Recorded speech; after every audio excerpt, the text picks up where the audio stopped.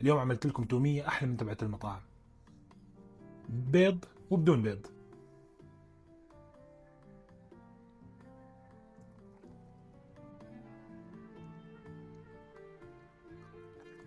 خرافية يا جماعة. الطريقة الأولى بنبلش بالثوم مع بياض البيض وبنخلط منيح لحد ما يندمجوا مع بعض. بعدين بنضيف عصير الليمون والملح وبنرجع نخلط. شايفين كيف بلش القوام يتغير؟ هلا أهم خطوة، الزيت لازم ينزل بخيط رفيع جدا لحتى يتماسك القوام يعطينا تومية ناعمة. هيك جاهزة بتقعد بالبراد 3 أيام والمقادير كلها تحت. الطريقة الثانية بنحط النشا مع المي وبنحرك على البارد لحد ما تختفي التكتلات.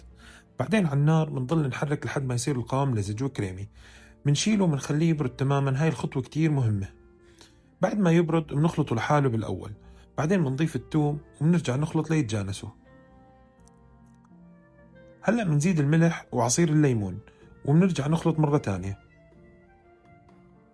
وآخر خطوة الزيت كمان خيط رفيع لحد ما نوصل لقوام متماسك.